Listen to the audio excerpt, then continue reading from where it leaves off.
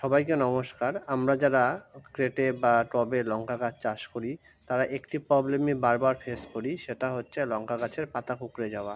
এই কুঁকড়ে যাওয়া থেকে রেহাই পেতে গেলে জৈবভাবে এবং সবথেকে কম খরচায় আপনি ছাই বানিয়ে ছাই ছিটিয়ে দিতে পারেন প্রত্যেকটি গাছে। সপ্তাহে ১ দিন করে ছাই ছিটিয়ে দেবেন এবং ২ দিন ছাইটি থাকবে। তারপর ছাইটি জল দিয়ে ধুয়ে দেবেন। দেখবেন লঙ্কা গাছের পাতা খুব পরিষ্কার থাকবে এবং ভালো থাকবে।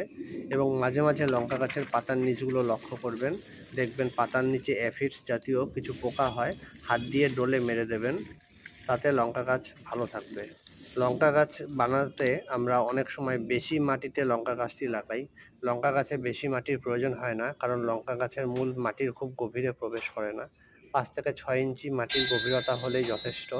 দেখুন লঙ্কা গাছের পাতাগুলো কি সুন্দর পরিষ্কার হয়ে গেছে। ছাই ছেটানোর আগে অবশ্যই লঙ্কা গাছগুলোতে জল স্প্রে করে নেবেন, তাহলে ছাইগুলি ভালো করে লেগে ধরবে। লঙ্কা গাছে ক্যালসিয়ামের ঘাটতি পূরণের জন্য দেশি মুরগির ডিমের খোসা অথবা হাঁসের ডিমের খোসা ব্যবহার করবেন। সেই খোসাগুলো মিক্সচারে গুঁড়া করে গাছের গোড়ায় ছিটিয়ে দিতে পারেন। তাছাড়া যদি ছাই ছেটান তাহলে ক্যালসিয়াম এবং ফসফরাসের চাহিদাও পূরণ হয়ে যাবে। লঙ্কা গাছের গোড়ায় সহযোগী ফসল হিসাবে শাকের চাষ করতে পারেন। অল্প অল্প করে বিভিন্ন রকম লাল শাকের গুটি, লাফা শাকের গুটি ছিটিয়ে দেবেন। দেখবেন খুব সুন্দর লাল শাক, লাফা শাক এগুলো শাক হবে। পালং শাকও চাষ করতে পারেন। লঙ্কা গাছের ছায়াতে শাকগুলো ভালোই হবে। দেখুন কি সুন্দর শাক হয়েছে। এটি একটি লাল শাক আর আরেকটি হচ্ছে ডাঁটা শাক। ২ কালারের ডাঁটা শাক।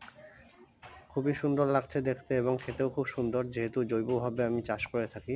আপনাদের ভিডিওটি ভালো লেগে থাকলে চ্যানেলটি অবশ্যই সাবস্ক্রাইব করে দেবেন।